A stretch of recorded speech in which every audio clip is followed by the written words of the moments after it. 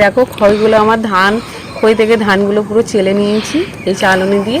আর খইগুলো দেখো কত পরিষ্কার হয়ে গেছে। যদি কেউ ভাবো যে খই ভাজা খই চালা খুব কঠিন, কিন্তু কঠিন না। এরকম একটা যদি জিনিস থাকে কিংবা প্লাস্টিকের চুবড়ি দিয়ে হাত দিয়ে চেপে চেপে পরিষ্কার করে নিতে পারো, আর ধানগুলো নিচে সহজে পড়ে যায় আর তাড়াতাড়ি পরিষ্কার হয়ে যাবে। আর আমার খইগুলো দেখো আমিও সেই একই পদ্ধতিতে পরিষ্কার করেছি। দেখো খইগুলো কত সুন্দর হয়েছে। হ্যালো বন্ধুরা, সবাইকে নমস্কার। সুনন্দা ভিলেজ স্টোরি সবাইকে স্বাগত জানাই।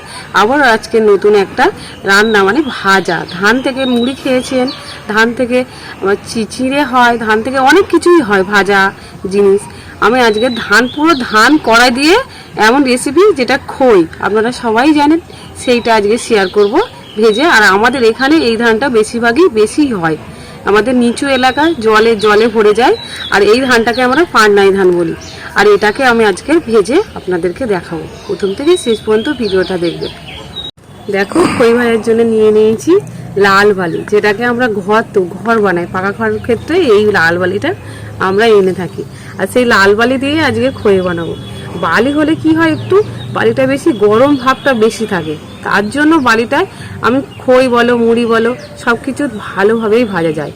আর যেগুলো সোশ্যাল মিডিয়ায় অনেকে দেখছি নুন দিয়ে ভাজছে, কিন্তু সেই দেশি চাল কি আমি জানি না, কিন্তু আমি আজকে দেশি ধানের খই বানাবো। তার জন্য নিয়ে নিয়েছি বালিটা যেখানে সেখানে পাওয়া যায় না, আর আমরা জানিও না। যখন আমাদের দেশে আর কি গ্রামে এলাকায় যখন কলটল পোতা হয়, নিচের দিকে লেভেলের দিকে গেলে বালি টাইপের সাদা সাদা বালি পাওয়া যায়। তখন আমরা কিন্তু ছোটোবেলায় খুব আনতাম প্লাস্টিক ভর্তি করে।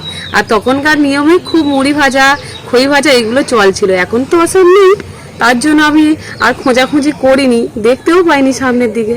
তাই এইটা তো সামনের দিকে সবার বাড়িতে থাকে লাল বালি, সেটাকে আমি আজকের এই টুকনি নিয়েছি, এর সাহায্যে আমি টুকে নেবো। আর এই ছোট ছোট যেগুলো এই পাথর থাকে সেগুলো আমি ফেলে দেবো আজকে। আর নিয়ে নিয়েছি আবার 1 প্যাকেট নুন। সবার দেখছি সোশ্যাল মিডিয়ায় নুন দিয়ে ভাজছে, তো আমারও ইচ্ছা হলো নুনটাও নিয়ে এসেছি 1 প্যাকেট, ভেজে আপনাদেরকে দেখাবো। আগে বালিটা টুকে নিই পরিষ্কার করে। আর দেখো বালিটা কি সুন্দর পড়ছে, একদম মিহি যেটা বালি হয় ছোট ছোট একদম সেগুলোই পড়ছে। আমি এইগুলো টুকে নিচ্ছি। আর দিকটা ছেঁড়া আছে, আমি এখানটা হাত দিয়ে দেবো, এখানটা কেটে গেছে। দেখো একটাও ছোট পয়েগুলোও পড়বে না, বালিগুলো পুরো মিহি দানাগুলো যেগুলো গুঁড়ো ঝুলোর মতো সেগুলোই পড়ে যাচ্ছে। আর বাদ বাকিগুলো আমি এখানেই ফেলে দেবো, এখানেই রাখবো, একটা মাটিতেই ফেলে দিচ্ছি। এইগুলো সব টুকে নেবো এইভাবে। বালিগুলো আমি সব টুকে নিয়েছি পরিষ্কার করে। এবার উনুনটা আমি ধরিয়ে নেবো।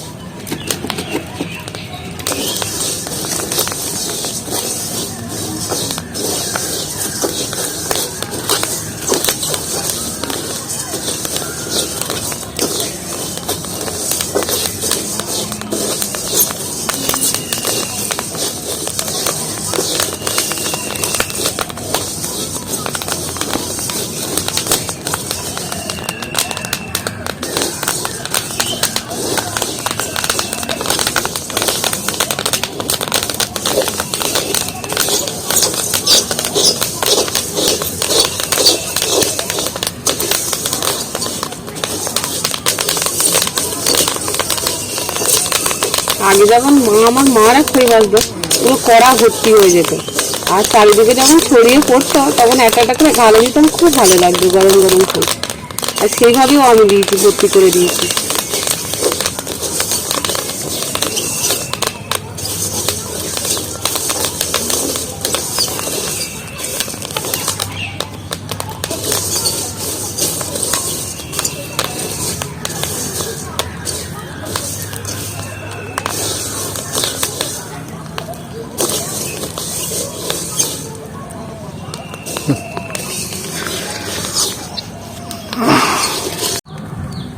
নিয়ে নিয়েছি একটা নারকেল পাতের ঝাঁটা বলে না, সেই ঝাঁটার কাঠিগুলো ছোট হয়ে গেছে, তাই নিয়েছি। আর 1 মুঠো করে ধান দিয়ে দেবো।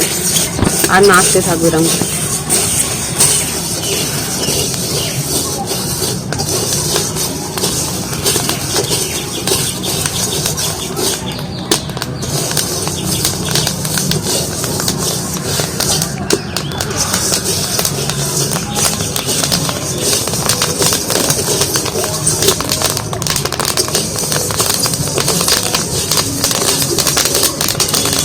দেখো ধানেতে না কিন্তু আমি কোনো কিছু ব্যবহার করি না, শুধু বালিটুকু আর কিছু না।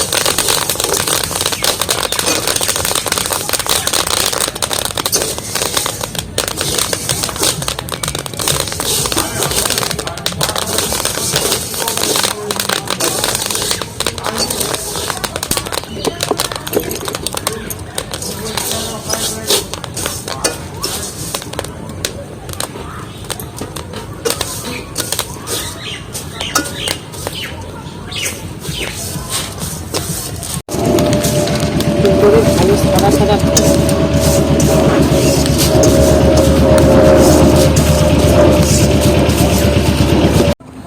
দেখো খইগুলো আমার ধান খই থেকে ধানগুলো পুরো চেলে নিয়েছি এই চালনি দিয়ে। আর খইগুলো দেখো কত পরিষ্কার হয়ে গেছে। যদি কেউ ভাবো যে খই ভাজা খই চালা খুব কঠিন, কিন্তু কঠিন না। এরকম একটা যদি জিনিস থাকে কিংবা প্লাস্টিকের চুবড়ি দিয়ে হাত দিয়ে চেপে চেপে পরিষ্কার করে নিতে পারো, আর ধানগুলো নিচে সহজে পড়ে যায় আর তাড়াতাড়ি পরিষ্কার হয়ে যাবে। আর আমার খইগুলো দেখো আমিও সেই একই পদ্ধতিতে পরিষ্কার করেছি। দেখো খইগুলো কত সুন্দর হয়েছে। আজকে আমার এই রেসিপিটা যদি পছন্দ হয়ে থাকে আমার ইউটিউব চ্যানেল থেকে সুনন্দা ভিলেজ স্টোরি চ্যানেলটিকে সাবস্ক্রাইবার করে দিও। আর যদি ফেসবুক থেকে দেখো ফেসবুক পেজটিকে ফলো করে দিও।